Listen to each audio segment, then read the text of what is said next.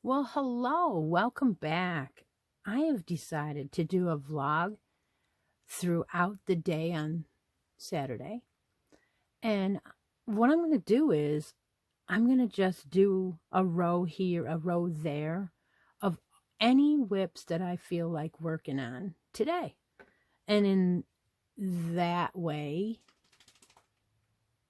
you get to see some of the things that I'm doing, and I get to talk to everybody else, and hopefully this is going to work out a lot better than the last couple, because somebody gave me a hint to move the camera. So I have today's coffee is regular, and it has hazelnut creamer in it. And I don't think you can see what cup that is. But if I tip it a little bit, maybe you can see. It's the one from Cindy. So I'm going to start out with the hats and more hats that I'm doing for November. This cap is very loose and always falls off every time I open the bag, it's not on. I might have to decide to get rid of it. I don't know why it's doing that, but it falls off. And the other one, I can barely move. So throughout this video, different things, different projects that I take out and work on, I may play music through them, and I may just talk. And I just haven't decided yet. And there'll be segments spliced together. This yarn is Yarn Bee Firehouse Comfort. It does have wool in this. And I'm down to that much on one skein after I made a crocheted hat out of it. And now I'm quite far on this. It's already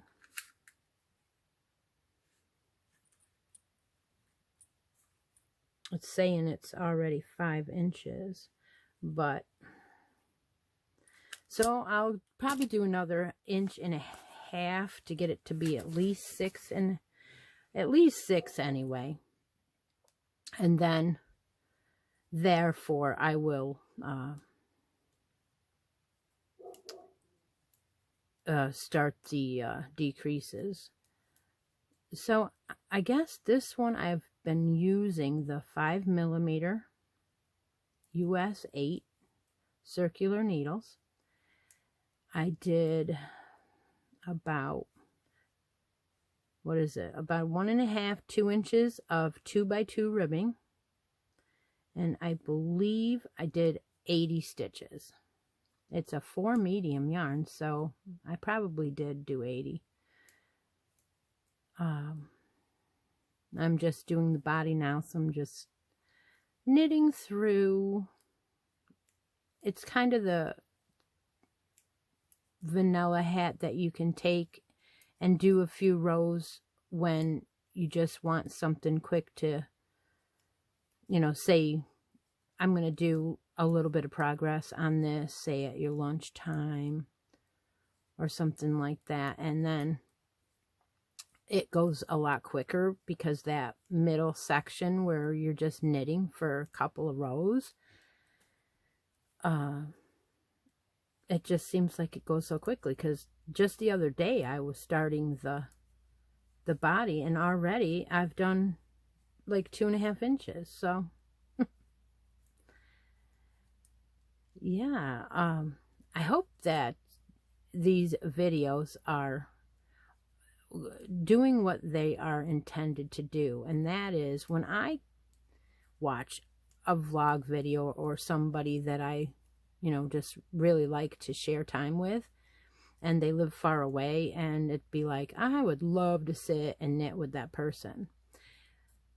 What I do is I say, oh, it's a new vlog video. Well, okay, I'm going to have my morning coffee with this person, and I grab my latest project that I have, and I go over in my chair and I get my coffee and I sit down and watch that while I'm knitting, and it really makes me feel like it's with that person. So that is the intention of my vlogs.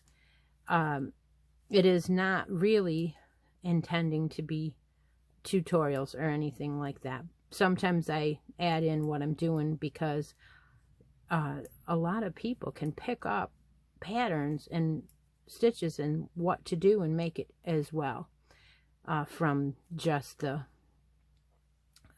instructions of what you're doing. So that is why I'm doing these vlogs, and I just thought that they would be really fun to do. So I'm going to continue doing them, you know, every so often, maybe once a month, I don't know.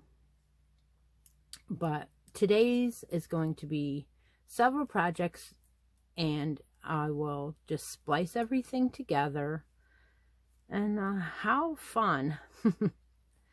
So let's see, today is the 20th of November 2021.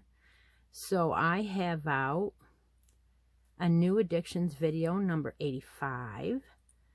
It's currently the 2nd year podiversary. So if you haven't seen that video yet, you can run over to that later and check it out. I also have a new video up with Stephanie from Stephanie's Yarn Escape. We are doing a no filter show together.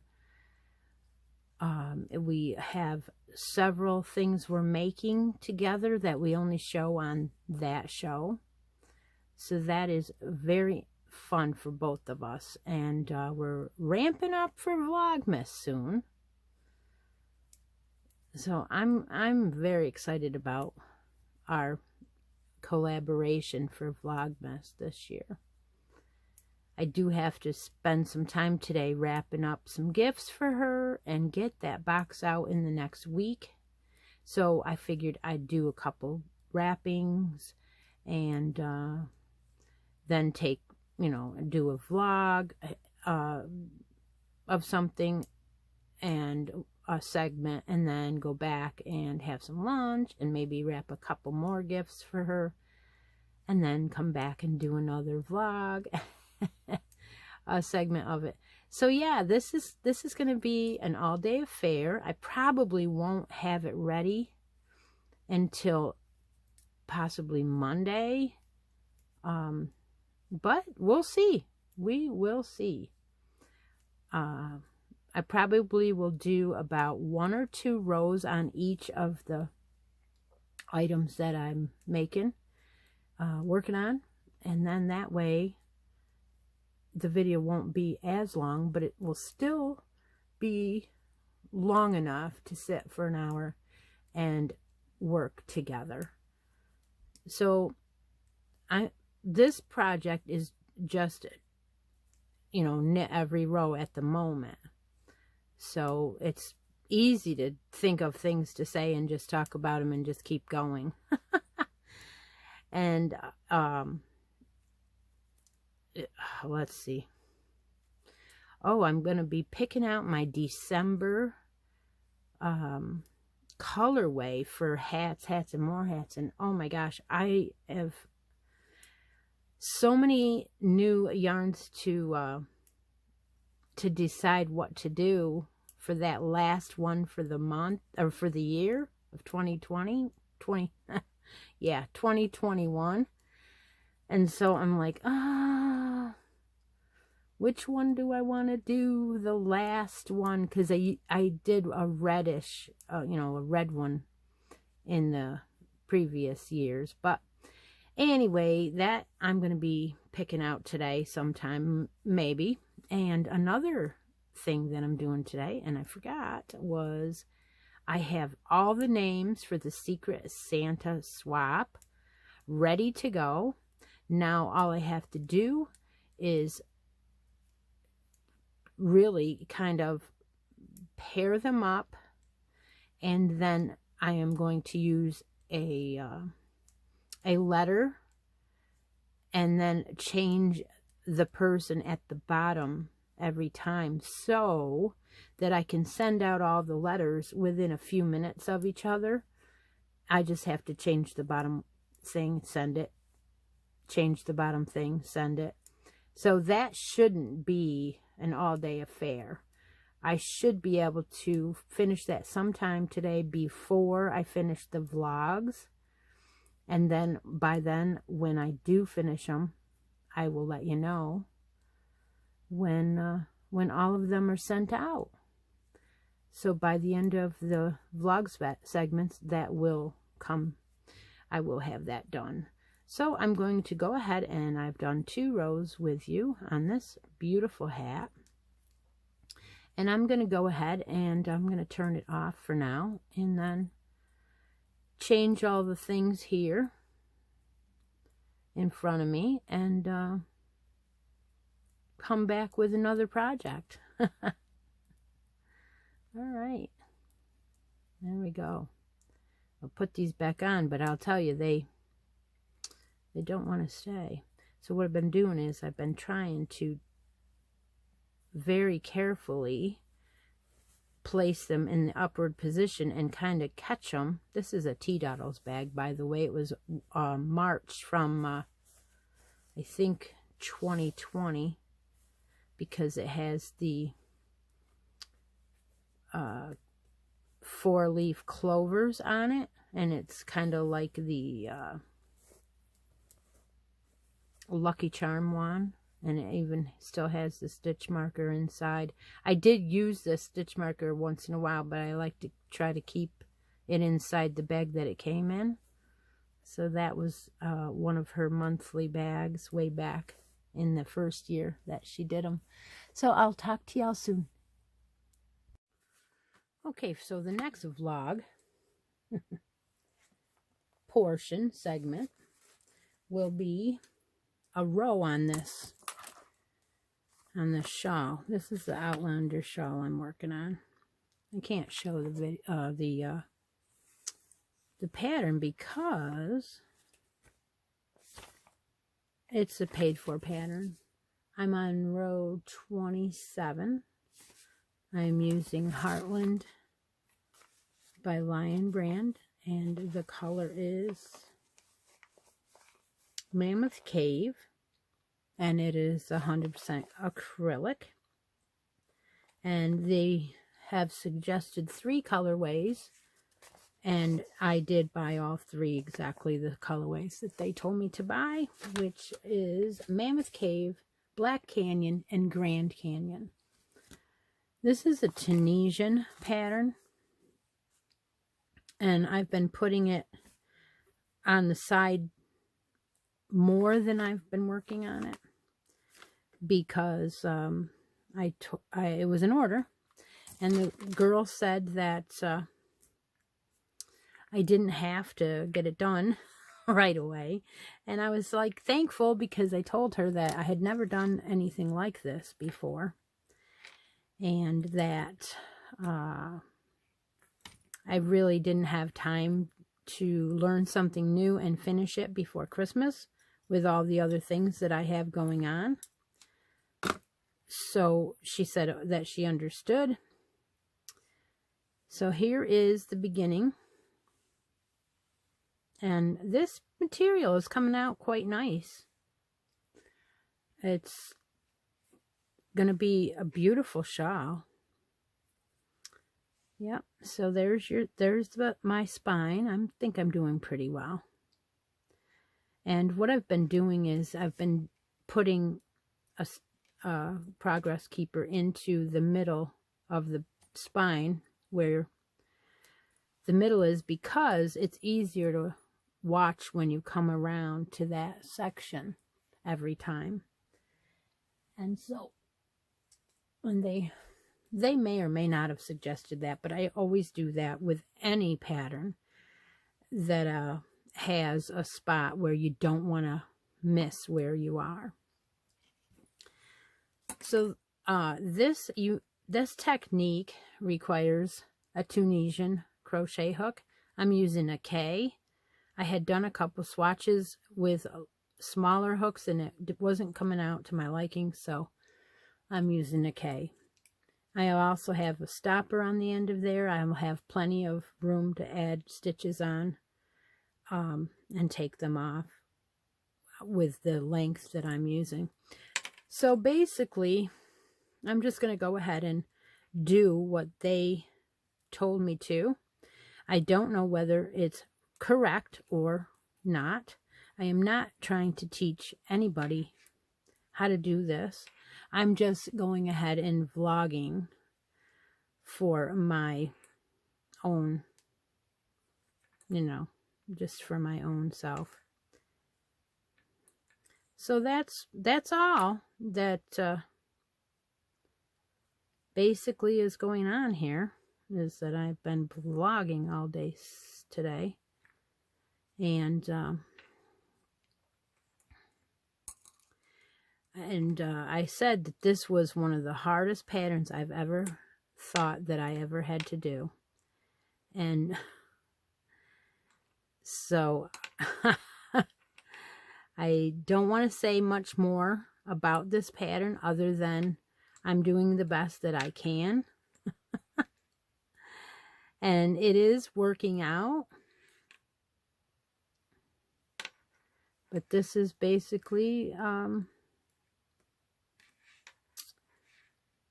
why it's taking me so long to do it. Because now, see, that just made a wreck. It just totally made a wreck. For whatever reason, this yarn is also splitting. And it's just the way it's going. It's just so slow and tedious. I can tell you something right now. I know I will never, ever do this pattern nor this stitch ever again.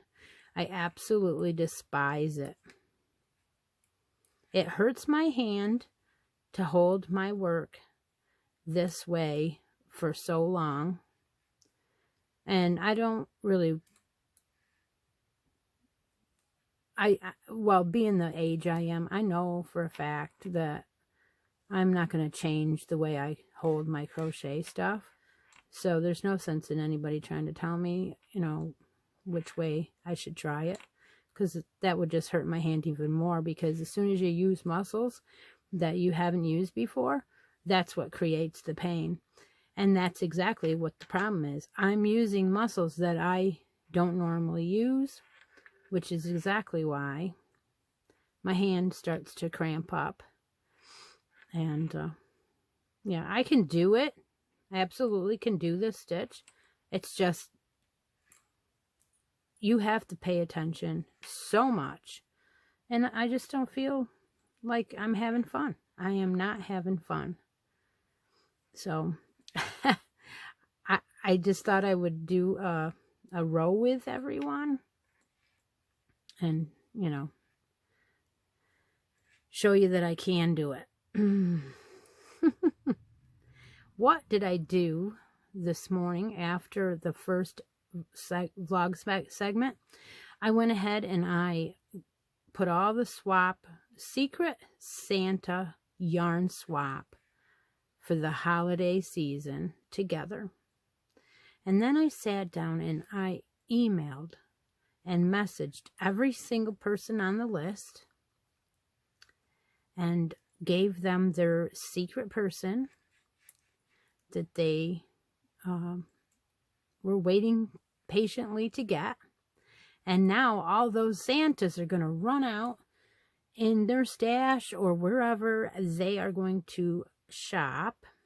And they're going to put together maybe favorite colors, maybe favorite weights.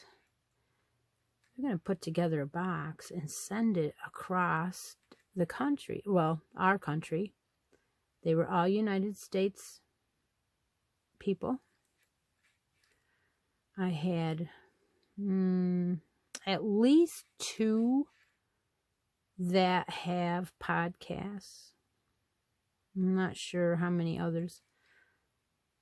And so I did not suggest that anybody tell who they are right away. I am leaving it up to them.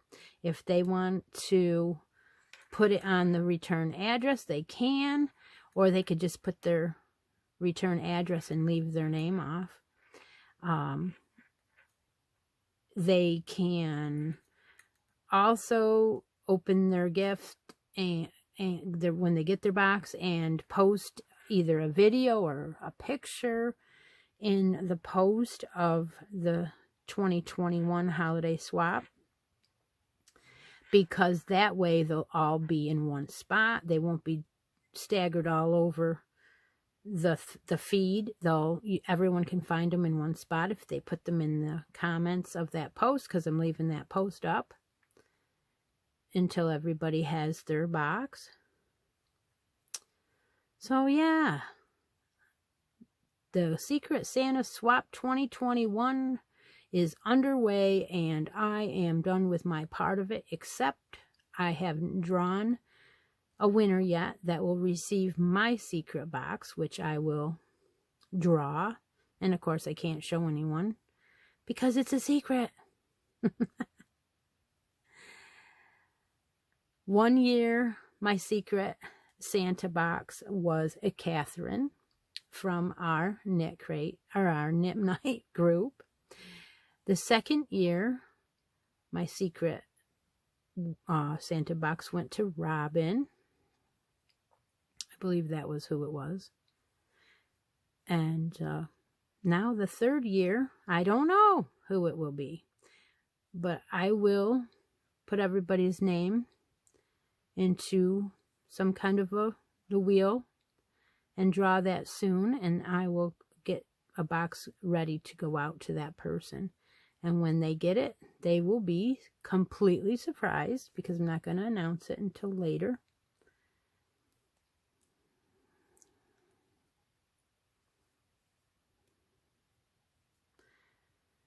So this is where you increase. And I forget what I'm doing. Now, wait a minute. Oh, my goodness sakes. Okay, so that is the middle one. So I go in here.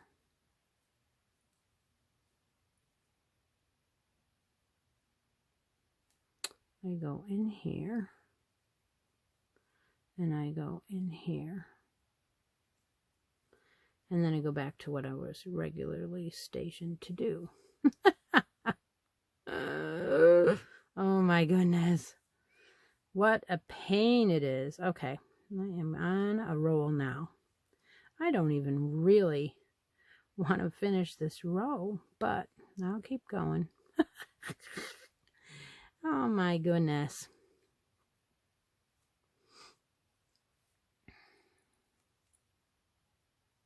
I don't like to stop and put this work down in the middle of a row. I do not, because I'm always afraid of not knowing where I am and picking it up and thinking, oh, was I putting them on or was I taking them off? So, yeah. Although you can You can't tell that I'm putting them on because here they are. And if I was taking them off, this would be back here. Oh well, anyway. We're getting there. Alright, so I'm done talking about Secret Santa. For anyone who doesn't know, I have a Facebook group. I started the Facebook group before I started my channel.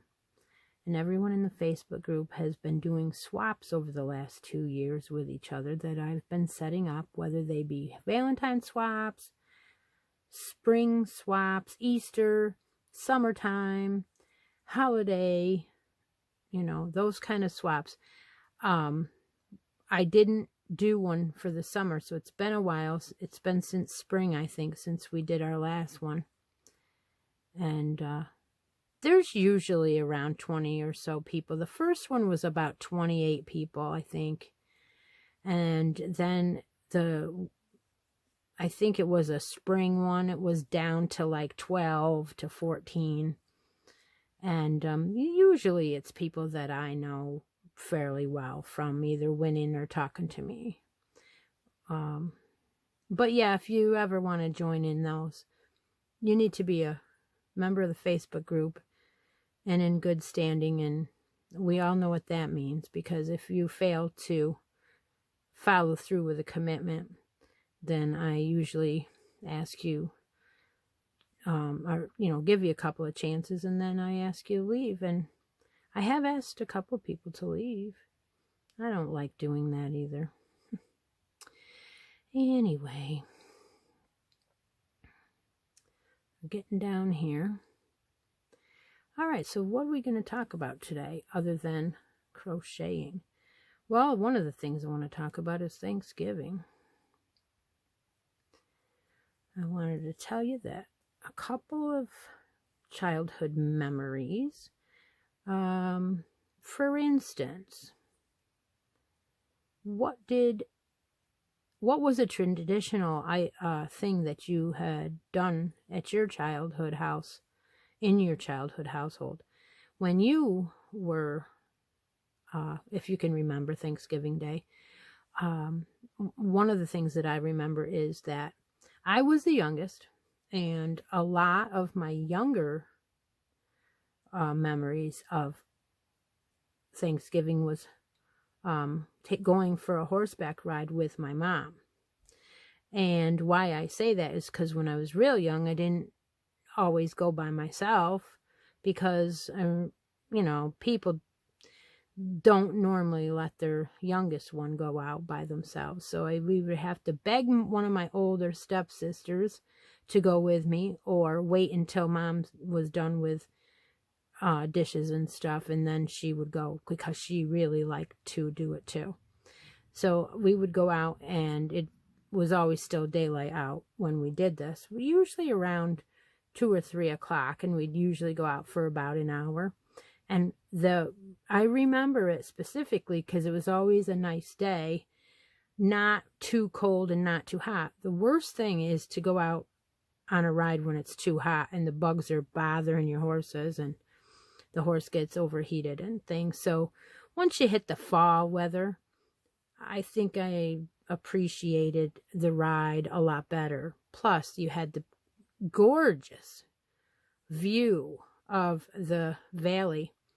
And if you went up onto our hill, you could look down at the valley, and then nestled down in our town was, of course, 2 different churches, and that was always pretty to look at. And yeah, so I do recall a really nice memory of several horseback rides on Thanksgiving with Mom. We also did it on Christmas, but I really recall the Thanksgiving ones being a lot better, because by Christmas it's a lot colder. It was a lot colder. Not that we didn't do it. Now I'm stuck. Now I got it stuck. Darn it. Split through that. Okay. I may have gotten close to my body when I was doing that row, that last couple stitches, so I'll move it back.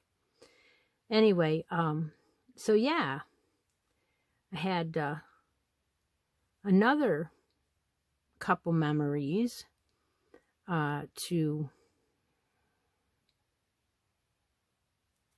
add another one here, and then this last one here. Now we're going to go through just one to start the back pass, and then we're going to go through two to back pass. Oh, I'm so happy I'm on the way back. The on the way back is a little bit easier, I think. You just have to make sure that you are paying attention to taking two off. And yeah, so anyway, back to the horses. So one of the other specific memories on our horseback rides was that we had picked up a dog from, well, way back then when I was younger, and I'm thinking I was probably about 11 when this dog came into our lives. Mom had married a gentleman who had an elderly dog, and we had lost her when they got together, and it had been about 2 years by then, and we did not have a dog for a while. So because they got together when I was about 9. So at that point, she had put her name in case anybody at the shelters came across maybe a Dalmatian, if it needed a home, if, you know, something happened to it and it needed to be saved, they could call her and let her know, and she would come and take a look. So at one point, this lady called and she said that she had a Dalmatian she wanted my mom to look at. Well, at that point, she said, "You don't have to come down, I'll bring it to you." Well, when the dog got there and the lady opened up the back of the truck, of course, me, being the youngest, had to run right out there to see what kind of dog and what it was all about. And I love dogs, absolutely love dogs, doesn't matter what kind of dog it is.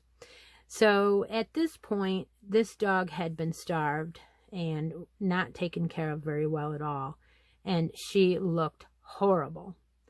And she also was quite afraid. So she was like cowering in this lady's truck. And so what happened was, Mom took one look at her and said to the lady, "Well, that's not a Dalmatian." And I saw a white dog with black spots. Did I know the difference between a Dalmatian and a white dog with black spots? Not at that time, I didn't. And the lady said, "Well, I know, but look at her. She's beautiful." And she obviously likes kids, because she wasn't, having any problem with me already trying to grab her. She was a hound, and she was a pointer. Whether or not she was full bred, it didn't matter to any of us. I loved that dog and spent the rest of my childhood with that dog. And she loved to go horseback riding with us. So yeah, another memory from Thanksgiving Day horseback riding would be that dog. Her name was Doobie. And she, as soon as we got done with dinner and one of us said, it usually was me, "Want to go for a ride?" that dog would like leap up and just dance around, and once in a while bark and just jump for joy that we were going for a horseback ride. And she went all over the hill with us, every ride, until she was too old to go. And she would run the rabbits and bring them out in front of us like she was hunting. And she covered me in quail one time, and she killed the woodchucks. Oh my goodness, she was the best hunter. The only time I remember her ever having a problem was her and I went down to the creek. Well, I live in a town called Castle Creek, and we always rode our horses in the creek. That was what we did. And I went over there on 4th of July one day and went down to the creek, and she grabbed a muskrat and it grabbed her back, and Mom had to take her to the vet and have her eye sewed up, and she came out beautiful. It didn't hurt her that bad, but it was scary at first, because first of all, she got bit in the eye. Second of all, try to find a vet on the 4th of July. Yeah, so, okay, I'm getting to the end of this. I am going to shut the camera off, take a little break, and I will be back with a segment of, second segment, oh no, I'm on the third one. Yeah, I'm going to be starting the third one soon. So, yeah, I'm just going to take a little break, and I hope you're enjoying my stories. I know what they say, that after a while you run out of stories, but maybe I won't. After a while I will, but maybe I won't do a story next time. Maybe I will play some music. I don't know. We'll figure it out. So I did a row on that. I'm happy to have done that on camera. And then, you know, what I've been doing is I've been moving this up like every 2 or 3 rows. But that's that middle spine. And you have to make sure that it's in line with that. You do. All right. So thanks a lot. I'll talk to you soon. Okay, third part of the vlog is I'm working on this bulky knit sweater. It is a V-neck cardigan, free pattern from Lion Brand. It's a fairy tale cardie. If I can link patterns below, I will. I'm going to do a couple rows on this together. Now this pattern is done where you start out at the bottom and you work up to the underarm, and then you split the 2 front sides and to the back, and you work on those 3 pieces individually as you go up, and then you're going to join them at the shoulders. And I'm doing the 18-month size, which requires the 6.5 millimeter knitting needles, and the yarn that I chose was some of this Loops and Threads Charisma. Gorgeous, soft fur acrylic yarn. It is lovely. This colorway was the Strawberry Multi, and I'll tell you, they should have had more. I was hunting all over the store for more of it because I wanted to give it away in the make along that goes along with the bulky yarns for November, but I couldn't find it, so I got one that was very similar. The only thing I saw different was that it was missing the gray stripe. So this one has gray, pink, and lavender, where the one that I'm giving away has just the lavender and the pink and the white. So it's a marled type of yarn because it changes colors, and like there's a white cast through this whole yarn. But anyway, this is really coming out nice. Now this pattern was one I hadn't done before from the bottom up, so I'm hoping that I'm gonna, you know, end up liking the finished project, but for now we'll see. So what I usually do when I do piecework like this is I usually have a sticky note, and I usually keep track of my rows by writing them down. And so I already know that I'm on the first sleeve, and I did the border, which matches the bottom. And this is free pattern, so I'm not giving anything away.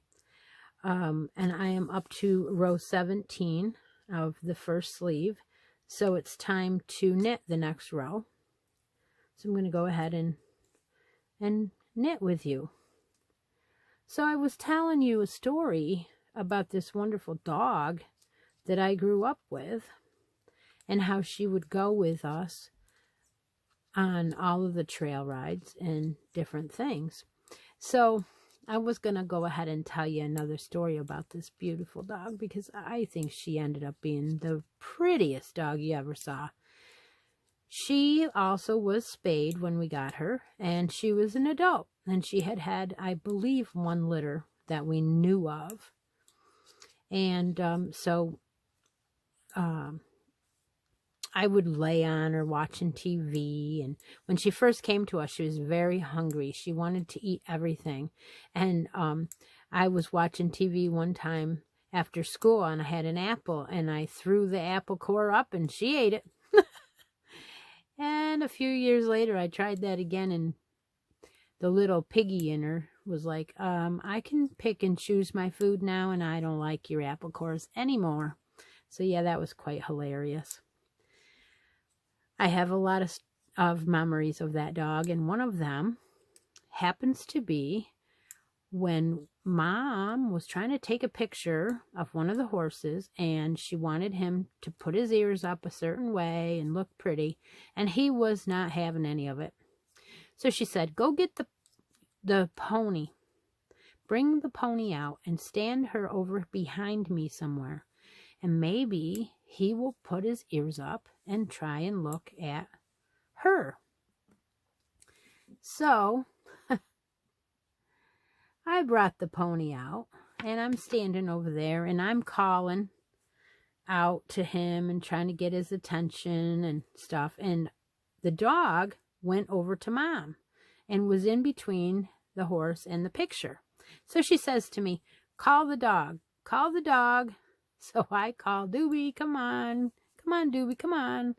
And what did she do? She came right to me and went right up and jumped right up on the pony. And the pony just stood right there. And so here's Doobie standing up on top of the pony. And Mom turns and started laughing, and she got the picture.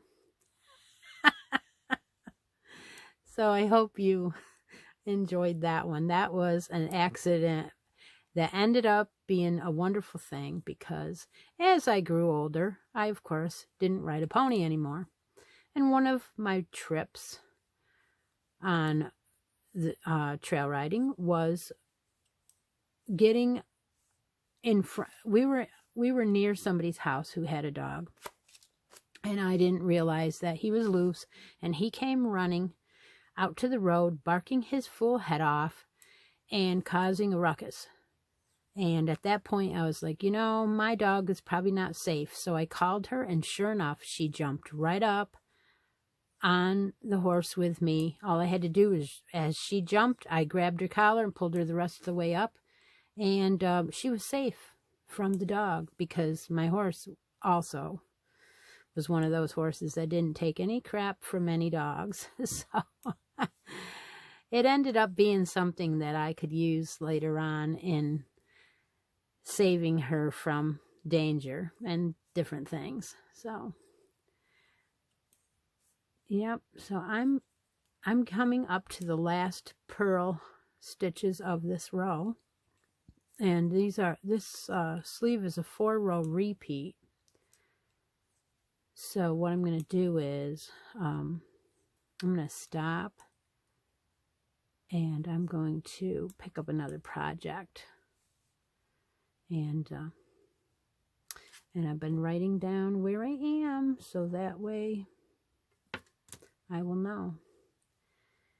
I'm hoping that I can start the second sleeve tomorrow and work on this project over the next week, and maybe finish it and have it put away for Felicity. Talk to you soon.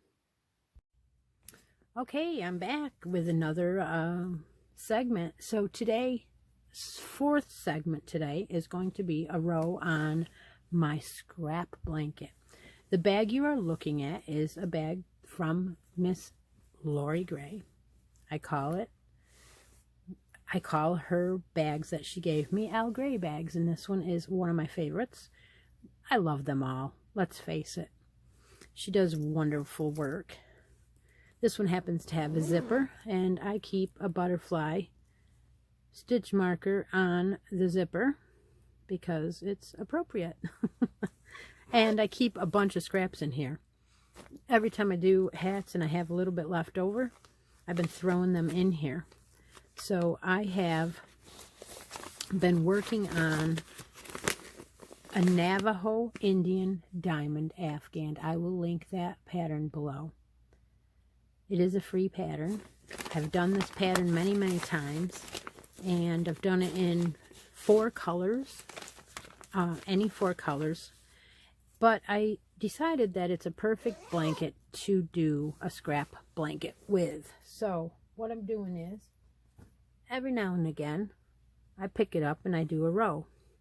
I also have been keeping it behind me in the camera behind me because you know what? It's a perfect place to keep it. So I was going to use some scraps I have left from this skein of Value Jacquard today.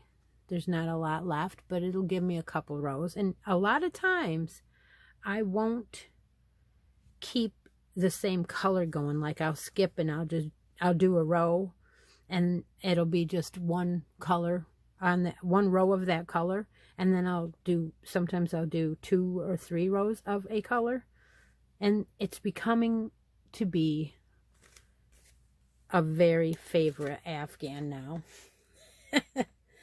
I've been, working on it over a year, and, a lot of the yarns in here are from hats and more hats, but some of them are just leftovers from something. And I have been putting a sparkle yarn every now and again, so I still will use some sparkle yarns. To start out a row, you leave a tail. Now and it leaves you your fringe, which is why it's a perfect blanket for scraps, because you only need so long of a piece. And then so you can go ahead and do 3, 4, 5, 6 inches and then start your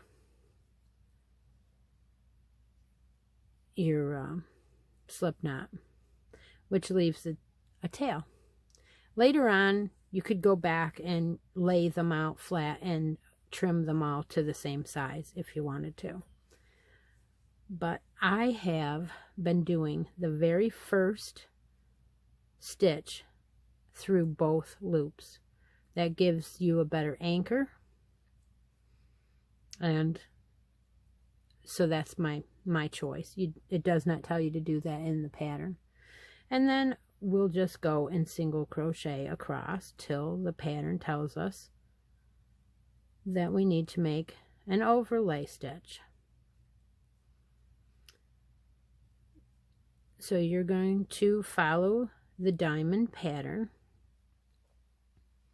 and when you come to the overlay stitch that's going in the left direction, you're going to make the next one in the next one row below. So you're going to do a double crochet in the next stitch, one row below. So that's how your diamond sets off and sets upward on your blanket. And then you just continue on single crochets in the back loop only until you get to the next stitch that you need to do the overlay stitch. So yeah, that's a little bit of more of a tutorial on that than I meant to be doing, but well, what the heck. Oh, and I'm using an eye hook, and most of the yarns that I'm using in this blanket are 4s and 5s. There are a couple times I have thrown a 3 in because it was thick enough and it didn't, you can't really tell. Like I think this one here might be a 3, But really, you can't really tell. As long as you're careful you don't put a lot of wool in, because you don't want it to shrink up in one of the places and not be able to be washed and dried,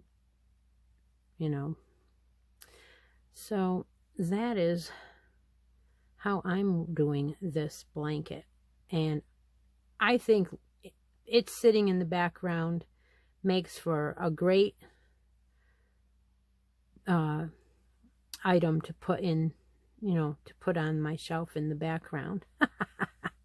So I thought I would do a row with you today and maybe tell you another story about my dog.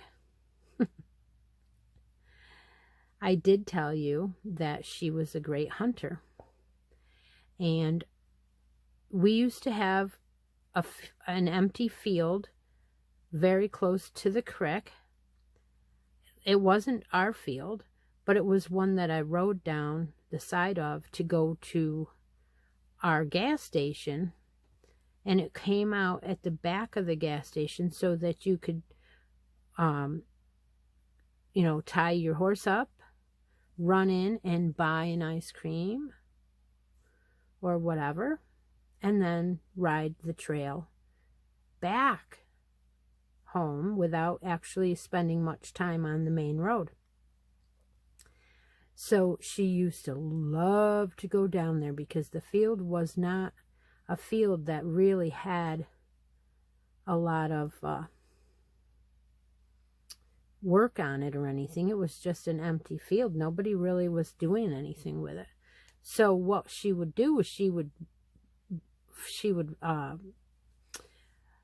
set herself up and she would stalk real low to the ground, and she would stalk these woodchucks, and she would come sneak up behind them and just tear through the grass and grab them and snap them over her shoulder, and they would no longer be alive.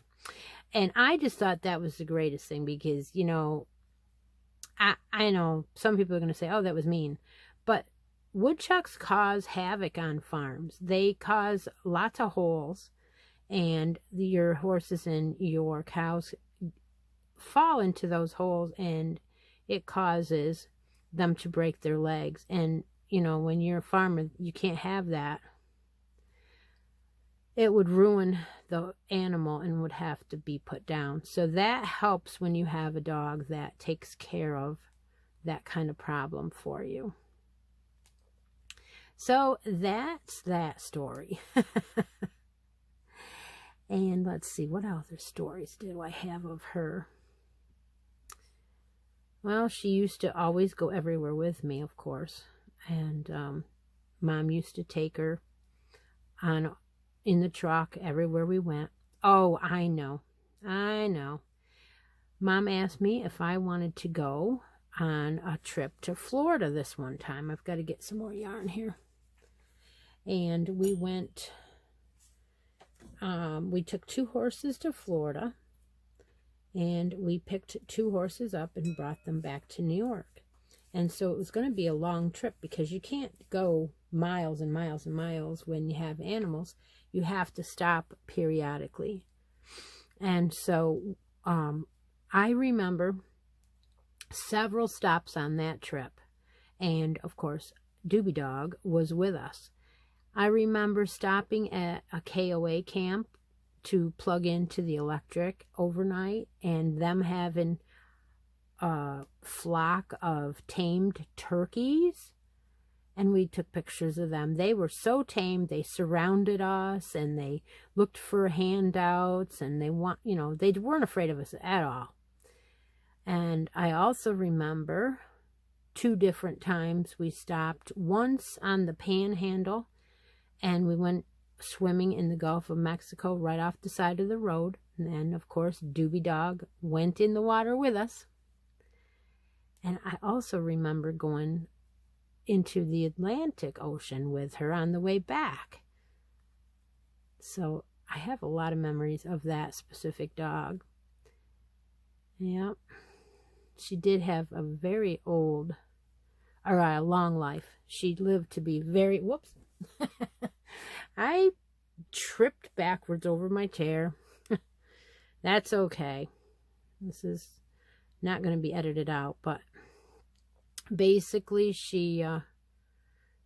when she was just put to sleep after we realized that there was going to be problems walking. Anyway, let's see, what else can I talk about? Oh, yes. I was saying that, you know, there's a lot of times when we used to go riding on the holidays. And another thing about the holiday and dogs and horses was that I had received hardly anything under the tree this one year. And I was like, I wonder if Mom's saving something, because everybody's opened like 3 or 4 gifts and I only have like 1, maybe 2, and it looks like there's not much left under the tree. Well, you know, it's not all about getting, but when you're younger, you know, you kind of wonder that everybody's getting equal, you know. So it got to one point of it where Mom like kind of was picking up like wrappers and acted like it was over. And I realized that not everybody's in the room anymore. My brothers were missing. And I'm like, guess we're done. And what had happened was the boys had left and went out to the barn and had gotten my present out of the barn, which happened to be a new horse, and brought her with a big red bow up to our picture window. And about that time, Mom and Dad said, "Hey, Chris, come out here. I think Santa left you something else." And I went out to the picture window and I saw my brothers were out there standing there with a beautiful brown mare. So that's when I got my Buffy. And I had many years to enjoy Buffy and Doobie together because they were great pals and they kept me from too much trouble. I did get in trouble with the 2 of them. Yes, I did. But we lived through it. We had a couple of scrapes, but we lived through it. So, and you can always look back and make sure that you're going in the right direction.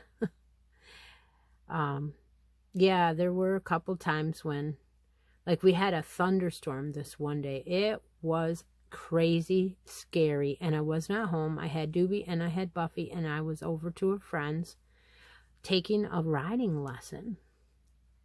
And the lady said to me, "This looks like it's a hare, but actually it's an alpaca," because I know I put a few alpaca blends in here. But anyway, the thunderstorm was coming, and she said to me, "I think you should leave because it's going to get bad soon. See that big, huge gray, cloud?" And I said, "Oh my gosh, I'm never going to make it down the hill and home." And it wasn't really that far, but I knew I wasn't going to make it before the storm hit because of the way the wind was picking up already, and it was like right almost on top of us. So I said bye to her, and I kind of hurried down the hill because I had to go down the hill and then hit the main road and just ride the main road to my house, which was, like I said, about a mile. Maybe a little longer than a mile. But in the meantime, the dog followed immediately, and the horse also was like, you could feel that she was urgently trying to get home too. Well, by the time I got to the bottom of the hill, and I realized that it had literally pitched dark. It had turned dark. I was like kind of frightened. I'm like, oh my gosh, I don't like thunderstorms at all. So basically, I thought, you know what? I am just frightened. I'm going to pretty much lay down against her shoulders and just let her take me home. And that's exactly what I did. And it seemed like there were a lot of trees blowing. Things were flying around. No, we don't have tornadoes, so to speak, around here. That hardly ever. And if we do, we call it high winds. But they don't ever really say that a tornado has touched down. They hardly ever say that. So, you know, I never thought it was that kind of a storm, but it appeared to be quite like that. And my horse took me directly to my driveway and to my barn without me even really knowing where I was. I mean, I didn't want to see. I didn't know, you know. So anyway, of course, I look down and there's the dog right with me. She never left my side. And yeah, that was very scary. Spent most of my life with that. I mean, most of my childhood life with that horse and that dog, all over the hillside, constantly, every day. And I just, I miss them. I really do. My horse that I own right now could be Buffy's twin sister. They absolutely look identical. Mom had saw a picture of this mare that I have now. Her name is Cowgirl. And said, you know, oh my gosh, I think I've, you know, found a companion for you, because I didn't have one of my own at the time. And I thought maybe that I was ready. So she says, well, if you want her, she's available. And then when I saw her, I couldn't believe that she looked so much like Buffy. And then the first time I rode her, I thought, holy cow, she is so similar. She's very kind, very loving, talks to me. When I talk to her, she talks to me. And I really feel that sometimes a soul will return to you. And you know, there are things that are so similar in some of my animals that I feel that they might have that same soul. Whether you feel that way or not is not important, but that's the way I feel. And she is such a sweetheart, just like Buffy was. And she has a sister. Well, it's not her full sister. It's just, I call them that, who have been enjoying their life together here in my back, my back 40 or whatever you want to call it. And yeah, so whenever I ride her, I do remember Buffy very much, because they are so similar. And so, you know, that is that story. And I am coming up to the end of this row. And I've got, what, 10 stitches left. And I hope that you're enjoying watching me do a row on this. Now, this blanket may not be done for a long, long time, but I think it is a perfect place for me to put my scraps. And so that is why I have chosen to share it with you. And when I get to the very end, I always do both loops on the last one, measure it out, and cut, and then go back through and pull it tight. You don't have to weave in any ends. You can just leave the fringe like that. Now, if you didn't want fringe and you weaved in the ends, that's perfectly fine, but I wouldn't want to bother with it. This is just perfect the way that it is for me. And there's your diamonds. And I always put a stitch marker with the letter of the hook that I'm using, just so that way if I put it down for several months, I don't have to guess. I can find that stitch marker on my project, and I know exactly what hook I'm supposed to be using. I try to remember to do that immediately when I start a new project, because you never know when you're going to set it down. You can even say to yourself, oh, I'm going to set this down right here, and I'm going to go get, you know, a cup of coffee and come right back. And you know what happens? The phone rings, and then maybe you have dinner, and then before you know it, somebody calls you and orders something, and the next thing you know, you forgot what hook you were using. So I'll talk to you in a minute. Okay, so my fifth choice to bring out today is a sweater that I started over a year ago. This sweater pattern is from Laura Chow. I believe I found it on Ravelry. I will link it below, regardless of where I found it from, but it is a free pattern, and it's called the Easy Top Down Raglan. I haven't taken these pieces apart in a while. I am on row 43 of the top down part, so I haven't broke for the sleeves yet. And now that I've learned a little bit more about knitting since I started this, I can say that I will be able to put this on waste yarn and try it on before I actually do break for the sleeves, because I wasn't sure how to do that when I first started this sweater. But I brought it out today because I wanted to do at least one row on it. I am keeping this in a yarn bowl. This happens to be a yarn bowl that I picked up from one of the craft fairs in our area, and it is a hand done one. The lady that I got it from was across the way from me, and it was several years ago, and I just had to have it. I was like, I just loved the dragonfly on here. Yeah.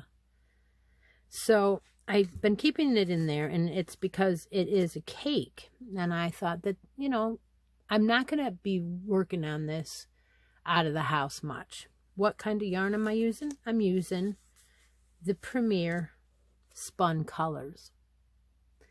It's absolutely gorgeous. And I got 3 of these so I could do this sweater with. This is for myself. I'm not in any hurry,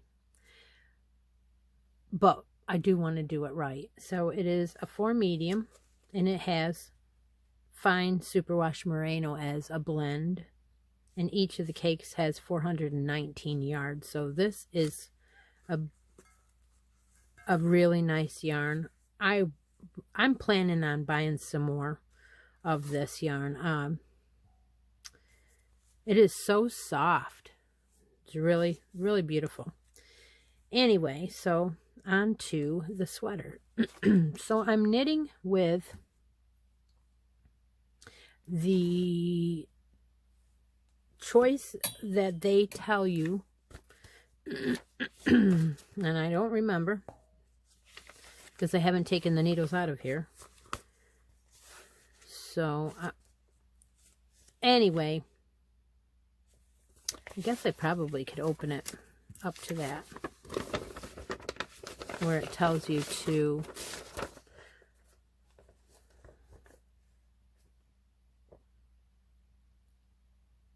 it's telling me a US 10. US 8 to US 10. So you have 3 size that you could pick from. So I probably did was I read what the yarn called for.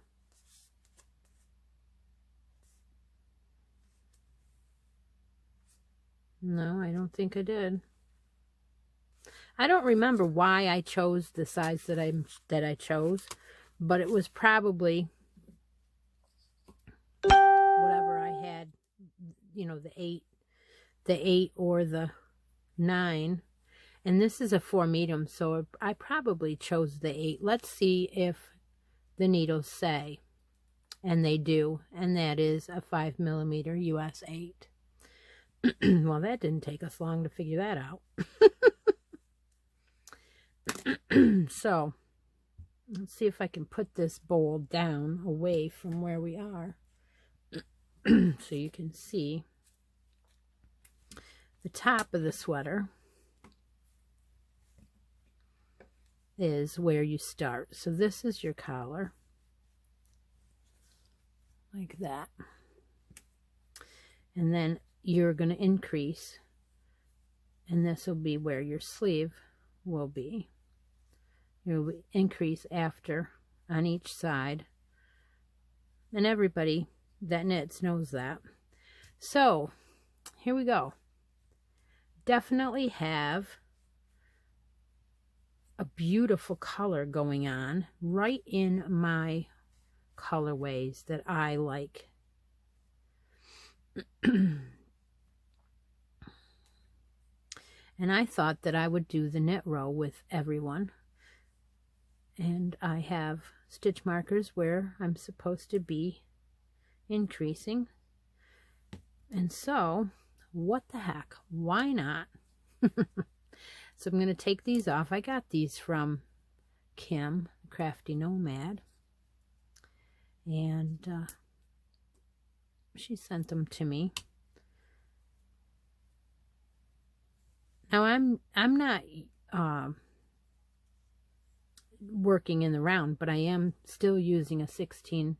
I think this is a 24 or 32 inch cable, and I'm just doing back and forth, but you can still do that.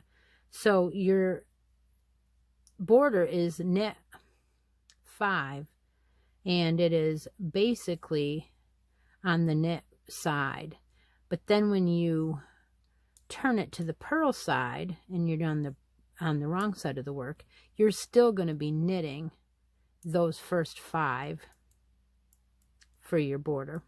So you're going to knit and leave that purl bump on the other side. That is a really nice button. I call it a button flap or whatever, because it's where you're going to sew your buttons on and where you're going to leave your buttonholes on every 18th row, I believe it is on this one, which is kind of cool. So I thought I would do a row of this with everyone, and I chose the knit side because then that way maybe I won't screw it up so bad. No, I could have done a purl side and just purled every row or every stitch, and then that way I wouldn't have had to remember that I want to increase before and after my stitch markers.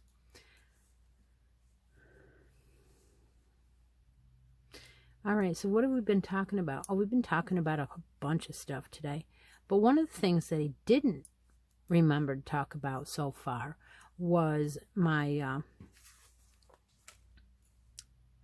my Christmas ornaments. So when I started to be an adult and have my own Christmas tree, I went ahead and sat down and made a whole bunch of handmade ornaments. I made them out of cross stitch. I made them out of plastic canvas. I made them out of crochet. And then when I started having kids, the kids started bringing them home from school, and I was saving them also. So in the meantime, the last couple of years, I have joined some girls and asked them if they wanted. It wasn't my idea, but I would have, enjoyed that. The idea to swap Christmas ornaments was something that I would have definitely jumped at, no matter whose idea it was. So that has been going on the last couple of years with our girls, and I've been doing it for my daughters as well. My one daughter and my daughter-in-law. So I'm like, I want to make ornaments for them and let them get one every year in their stockings so that they can grow a bunch of handmade ornaments collection. Okay, so why am I bringing it up today? Because I would enjoy receiving some ornaments from creators here on the channel. Just like I was talking about, you know, sending them to Crystal at Bag O' Day. I would like to get a few, but I am going to exchange them. So if you feel like you want to send me one, I will try my hardest to send back a homemade ornament to every single person that sends me one. It may take me a while. I may have to make a list and make sure that I don't forget who they are and get everybody's sent back, you know, send back one to everybody. But I still think that it's worth a shot that I would be able to do it, because I don't think there's that many people that I wouldn't be able to get them all back. But I might have to cheat and, you know, maybe send one that I have an extra one of or something like that that somebody sent me. But I don't think I will. I think I'll be able to make them all. So that's an idea. If you're watching this and you want to send me one, I do have a P.O. box listed below in the description box, and you can go ahead and send me one, and I will send one back to you. So I think that is a great thing. I want to start every year actually doing that and become that person that does that, right? Okay, so let's see. What else can we talk about? Vlogmas. What are we doing for Vlogmas this year? Well, I have an idea that I am going to be doing a few days of Vlogmas with Miss Stephanie from Stephanie's Yarn Escape, and a few days of Vlogmas by myself. And so I am trying to come up with some interaction between the followers here. And one of them is going to be, well, it had already started, is a game called the bracket game that I play. And a bunch of you have already started watching some videos and have tried to enter and win a spot on the bracket game. So that's going to be going on. And I've got two grand prizes already picked out for that. So I'm going to be looking for some other grand prizes to use with that also. And I don't know, maybe some Christmas yarn. I'm not sure exactly what I want to use yet for that. So that's going to be interesting. Let's see. What else? Oh, I probably will do one of those scavenger hunts. Yep, I did a scavenger hunt last year, and anybody who wanted to play, all they had to do was wait till the end, get the questions from the scavenger hunt, and then go back and hunt down the answers through the Vlogmas videos. So that is something that I thought was great fun last year, and I want to continue it. So somehow I'm going to have a scavenger hunt. It will be toward the end of the month when I ask the questions. It'll have its own little prize. Yeah, definitely going to do that. So those are the things to look forward to for Vlogmas. Also trying to figure out what pattern to use for next year's Afghan. I have an idea.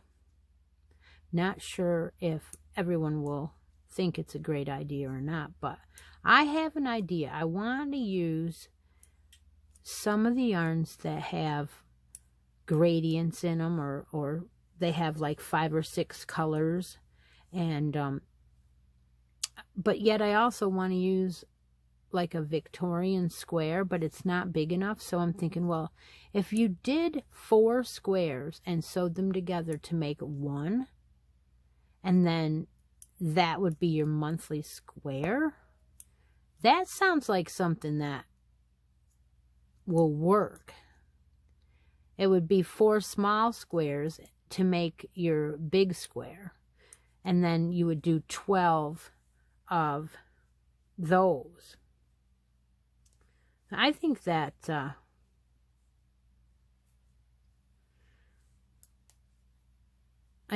would be pretty cool. I'm looking for the end and I can't find it.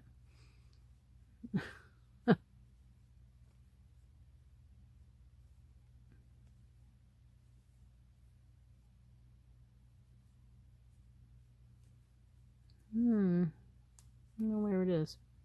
It's somewhere down there.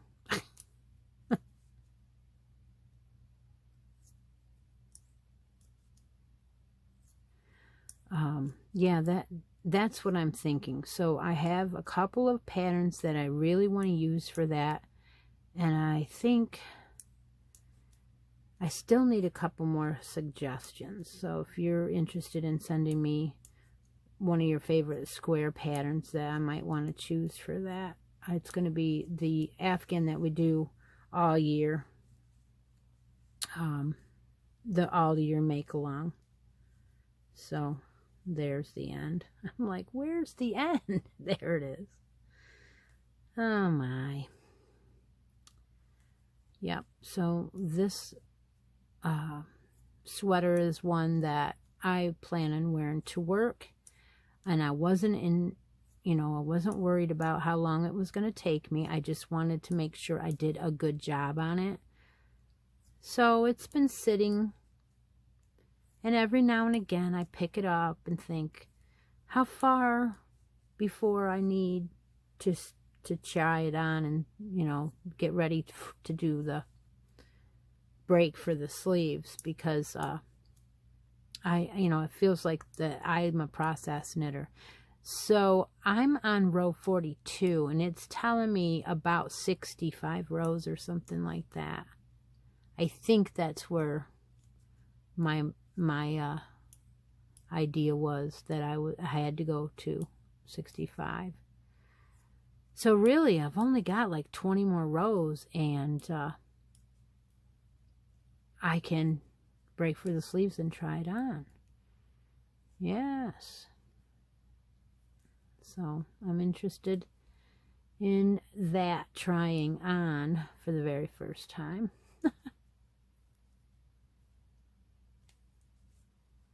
So yes, you knit in the front, knit in the back to do your increase on this pattern.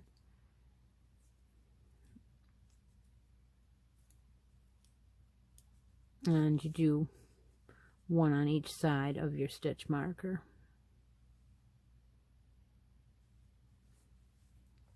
And I like that technique because it does not leave a hole there.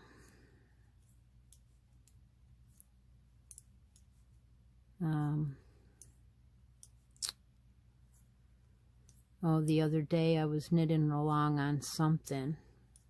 Yeah, it was the baby sweater, when I still had all the stitches for the whole item on, and I got, I don't know, halfway through the row, and my needle was separating from my cable, and I was freaking out because, tightening up one of those, I think it hurts my hands a little bit, and I don't think I have a grip enough to get it tight enough.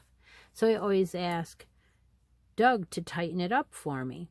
And so I'm like, can you come over here and tighten this stupid thing up? And I was trying to get it to a point where he could get it, and put the little key in there and tighten it up. And he did, and everything was fine. But yeah, I was getting all kinds of word. I was going to drop all those stitches, you know, and this is another one. I think that tonight, when I get done with this row, I'm going to go ahead and ask him to make sure that these cables are tight on here, because, you know, they've been on here a whole year. And I've picked it up and put it down 100 times, and I think I probably should check that. Just to make sure. I mean, yeah, they probably won't come off, but, you know, you never know. I never thought they would come off that other one either. Yeah. So I think that today, this will be the last segment of this vlog for today, and I won't do one again until after Thanksgiving. So possibly my next vlog will be another part of the granny square blanket, because I think that is going to be due. And I'm gonna, that granny square blanket was a blanket I came up with to give away for my 1,500 subscriber or follower giveaway. So when I hit that, I'm going to give a handmade blanket away. It will be made out of squares from a whole bunch of creators that sent me a square, which is awesome. I've been doing the border on the squares and vlogging it and talking while I do it and showing all the squares. That is fun. I am loving that vlog, because I'm feeling like I'm crocheting with the person that made the squares. It's so cool. So cool.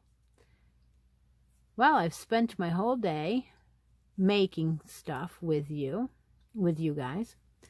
And as soon as I get done with this row, I'm going to edit the whole entire vlog together and splice it into one video and start uploading it, and then go make some dinner. That is what the rest of the day is going to be. As you can see, I'm coming up to the end of this row. Doesn't seem like these rows are very long now, that I'm pretty much saying 20 more rows, and this sweater can be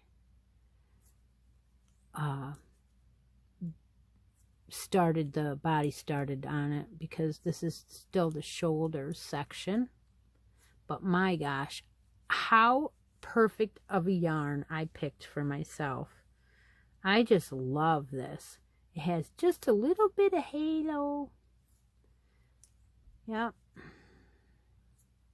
I might have to take that little tiny steel crochet hook and pull a couple of these poofs that I'm seeing in this yarn through to the other end, because it seems to be like almost a roving, and there's a couple of poofy ends. See that? And that's not, it's just a poof. It's not a knot. And I'll just pull it to the inside of the work and smooth it out a little bit there, because I don't want to cut anything off. It tends to go real thin sometimes, and not too bad, but a little bit. See, now that one was real heavy. That was a thick, this black right now I'm using is very thick right through here. It's definitely a roving style. Yep. Okay, well, I'm to the end of this row, and I am going to call it a day. And I don't, you know what, the other thing I did not pick out is some buttons for this. I probably won't button it much, but just for looks, I'm going to add on the buttons. I have them every 8, I think it said to do them every 18 rows. So this is row 43, and that's a knit row. And like I said, I always write down where I am because I never come back for days on end, and it's much easier for me to look at that and tell myself where I am. So thank you for joining me for Christi's Creating with Christi vlog for this weekend. I hope everyone has a wonderful Thanksgiving coming up this week, and I will talk to you all later. Take a moment out of each day and be creative. Bye for now.